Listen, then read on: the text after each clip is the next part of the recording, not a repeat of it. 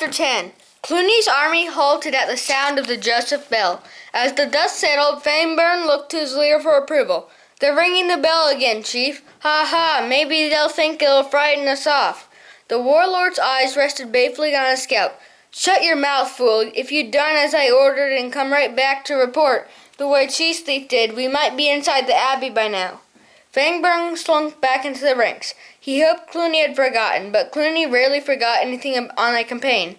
The element of surprise had been lost. Now he must try another ploy, the show of force. The mere sight of a fully armed horde had worked before, and he had little doubt it would prove effective now. Ordinary peaceful creatures were usually panic-stricken at the sight of Clooney the Scourge at the head of his army. The rat was a cunning general, except the times when his mad rage took control of him. But what need of a berserk fits for a bunch of silly mice? Clooney knew the value of fear as a weapon, and Clooney was a fearsome figure. He had a long, ragged black cloak made of bat wings, fastened at the throat with a mole skull. The immense war helmet he wore had plumes of blackbird and the horns of a stag beetle adorning it. From beneath the slanted visor, his one eye glared viciously out of the abbey before him. Matthias's voice rang out sharp and clear from the high parapet. "Halt! Who goes there?" Redtooth swaggered forwards and took up the challenge in his chief's name, as he called back up the wall. "Look well, all creatures. This is the mighty horde of Clooney the Scourge. My name is Redtooth. I speak for Clooney our leader." Constance's reply was harsh and unafraid. "Then speak your piece and be gone, rats." Silence hung upon the air with Redtooth and Clooney held a whispering conference. Redtooth returned to the walls. "Clooney the Scourge says he will not deal with badgers. He will only speak with the leader of mice. Let us in, so that my chief may sit and talk to your chief." Redtooth dodged back as his request was greeted by howls of derision and some loose pieces of Manasori from the ramparts. These plump little mice were not as peaceful as they first looked. The rats looked to Clooney Scourge, but he was eyeing the abbot who had joined Constance and Matthias. They appeared to be consulting quietly. Clooney watched tensely. There seemed to be some disagreement between the old mouse and his two advisors. They conferred a while, then Matthias came forwards to the parapet. He pointed at Clooney and Redtooth with his staff. "You there, and you also. My abbot will talk with you both. The rest must remain outside." A rumble of protest from the horde was silenced by a crack from Clooney's tail. He lifted his visor. "We agree, Mouse. Let us in." "But what about hostages for safe contact?" hissed Redtooth. Clooney spat contemptuously. "Don't talk fool's talk. Do you imagine a load of mice in funny robes could take me captive?" Redtooth gnawed anxiously at the split on his split claw. "Mayhaps, Chief, but have you cast a weather eye over the badger?" Clooney answered quietly out of the side of his mouth. "Don't worry, I've been watching her.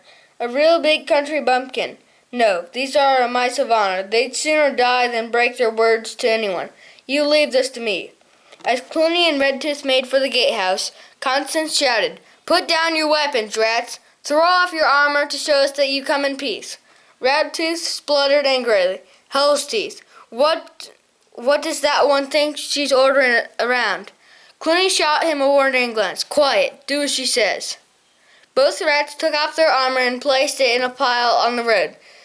Matthias cried down to Clooney, "If you really are Clooney the Scourge, then we know of your tale. It is a weapon. Therefore you will tie it tightly around your waist so that it cannot be used."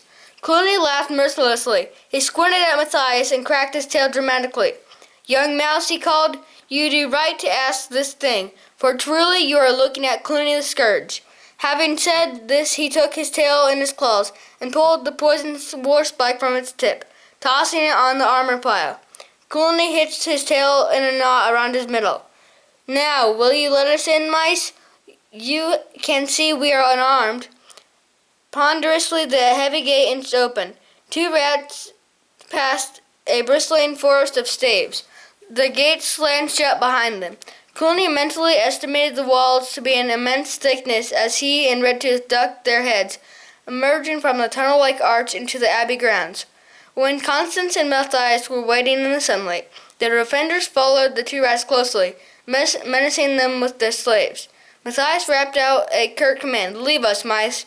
Go back to your duties on the wall." Unhappy at leaving the abbot unguarded, the mice hesitated to obey the orders to withdraw. Clooney addressed Matthias scornfully, "Here, mice, watch me shift him." Suddenly he whirled upon the apprehensive creatures. The single eye rolled madly in its socket as Clooney bared claws and fangs, snarling, "Ha ha! I've got powerful hunger for mice. You best get aloft of those waters. Ha ha!" Clooney leapt into the air. The mice scattered in panic. Constance stopped the proceeding with a loud, angry bark. "Here now, enough of that, rat. You are here to talk with the abbot. Get along with you." Matthias was glad he was walking behind the rats. He blushed with shame. Clooney had sent the defenders scattering like butterflies in a whirlwind. Matthias was furious. The enemy knew that he was dealing with untrained and untested warriors. As the party walked upward towards the cavern hole, Clooney sensed hostility emanating from the young mouse who flip-flopped behind him in overlarge sandals. Strange for one so young to be counted as a captain, he thought. Moreover, the little fellow didn't seem to fear him. But enough of that. Clooney would deal with him when the time came. Meanwhile, the big rat gazed around his surroundings in secret admiration. What an astonishing place. He allowed himself to peek at the future. One day this would be called Clooney's Castle. He liked the sound of that. Secure from an attack, living off the fat of the land. In his mind's eye he saw it all.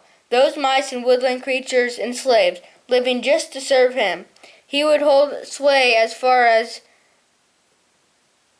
the eye could see, power and endless end to his roving and dreams come true. King Clooney. Entering the abbey, the party stopped to make way for a pretty little field mouse bearing a tray. "Oh, Matthias," she said, "I brought some refreshments for you and—" "Thank you, Cornflower. Put them down on the table," said Matthias abruptly. Redtooth nudged Clooney. "Cornflower, eh? Satan's nose. She's a pretty little one for you." Clooney remained silent. He stood isolantly watching Cornflower set the table in cavern hole. A pretty one indeed. The abbot indicated chairs. They were all sat except Clooney. He lounged against the table, using the chair as a footstool.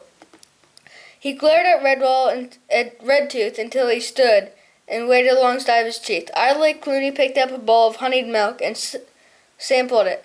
Slop! He spat it on the floor. The abbot folded his paws into the wide sleeves of his habit. He stared impassively at the warlord. "What do you want at Redwall Abbey, my son?" Clooney kicked the chair over and laughed madly. As the echoes died around the room, his face went grim. "Your son! Ha! That's a good one. I'll tell you what I want, Mouse. I want it all. The lot. Everything. Do you hear me?" Matthias's chair clattered on its side as he sprang forwards, breaking free of the restraining paws of the abbot. "Listen, rat. You don't scare me. I'll give you our answer. You get nothing. Now, do you understand that?" Shaking with fury, Matthias allowed himself to be pulled back onto his chair. The abbot turned to Clooney. "You must forgive Matthias. He is young and headstrong. Now, as to your proposal, I'm afraid it's out of question. Should you or your army need medical attention, food, clothing, or helping upon your way, you will find us only too willing to assist." Clooney interrupted rudely by pounding upon the table until the abbot was silenced. He pointed a claw at Redtooth. "Read them the articles." Redtooth held up a tattered parchment. He cleared his throat. "These are the articles of surrender to obey by all creatures who are under the claw of Clooney the Scourge or any of his commanders.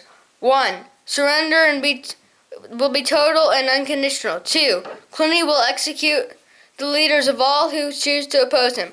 3. All property conquered will belong solemnly to Clooney the Scourge. This includes homes, foods, crop, land, and additionally all creatures dwelling on the said properties. They shall be owned by Clooney." Thwack! Redtooth got no farther. Unable to contain himself, Matthias sent his staff ripping through the middle of the articles. As the torn documents fluttered to the floor, Redtooth launched himself at Matthias with a snarl. The rat was actually in midair when a blunt paw knocked him flat. He lay stunned with Constance standing over him. "Why pick on a small mouse? Surely a big, strong rat like you can deal with an old badger. Come on, try me for size." It was only the timely intervention of Abbot Mortimer that saved Redtooth's life. Constance, would you please let the rat up? Much as I would like to see him get what he deserves, you must remember we cannot break the law of hospitality in our abbey. Redtooth staggered shakily to his feet and backed wearily away from the badger. Clooney spoke as if nothing had occurred. You, Abbot Mouse, you have until tomorrow evening to give me your answer. Not normally given to anger, the abbot stared at Clooney in the eye, his face a mask of cold fury. I will not need until tomorrow, rat. You have my answer now. How dare you come here with your robber band to read articles of death and slavery to me? I tell you that neither of you nor your army will ever set paw or claw inside Redwall. Not will I or any of my creatures have breath in our bodies to fight and resist you. That is my solemn word. Clooney sneered and turned on its heel, followed by Redtooth. He stamped out. On the stairs between Cavern Hole and Great Hall, he stopped and turned, his cold voice echoing between the chambers. Then die, all of you, every male, female, and young one. You have refused my terms. Now you will suffer the punishment of Clooney. You will beg on your knees for death to come swiftly, but I shall make your torment loud and long before you die. It was then that Constance did something that a creature would speak of for years to come. Exerting the full strength of a female badger, she lifted the massive cavern-hole dining table. It was a huge solid oak thing that no dozens of mice could even move. Dishes clattered and food spilled as Constance heaved the table above her head. Her voice was roar. Get out, rats! Leave this abbey! I'm weary of your voices. Hurry, before I break the laws of hospitality and ask the abbot's pardon later. Go, while you still have your skulls. With the best grace he could muster, Clooney walked rather quickly up the stairs, followed by Redtooth, who laughed nervously. Big country bumpkin, eh, Chief? One more word from you back there and she'll have thrown the table and crushed us. Remembering who it was that he had spoken to in this insolent fashion, Redtooth cringed, expecting Clooney to deal him a blow for imprudence, but nothing happened. Clooney was standing transfixed, oblivious to all around him, even Matthias and the abbot who had followed him up. Clooney stood staring at the tapestry. Who is that mouse? He gasped. Matthias followed the direction of the rat's gaze. He walked to the tapestry with his paw outstretched. Do you mean this mouse? Clooney nodded dumbly. Matthias stood with his paw outstretched, declaring proudly, This is Martin the warrior. He is found in our order, and I'll tell you something else, rat. Martin was the bravest mouse that ever lived. If he were here today, he'd just take up his big sword and send you and all your boys packing. Those of you he didn't chop into crow meat. Much to everyone's surprise, Clooney allowed himself to be shown out. He was like one in the days all the way back to the gatehouse. A hush fell over the mice on guard as Clooney and Redtooth were led out to the road. Swiftly the horde gathered around the warlord and his lieutenant. They awaited orders, deputized for Clooney. Redtooth called out, Form up! Back to the church, everyone! Clooney marched automatically, shaking his head in disbelief. Martin the warrior, the mouse who had pursued him through his nightmares. What did it mean? As Redtooth marched away, a voice hailed him from the wall. He turned and looked upwards. The torn articles, the parchment wrapped with a fistful of rotting vegetables splattered in his face. Livid with rage, he clawed the foul mess from his eyes and saw Constance leaning over the parapet with a wicked grin of delight on her striped muzzle. The badger called mockingly, Don't forget to call again, rat. I'd be delighted to see you. We've got some unfinished business that I'm looking forward to settling. Just you and me, Redtooth. Before the rat could reply, she vanished from sight.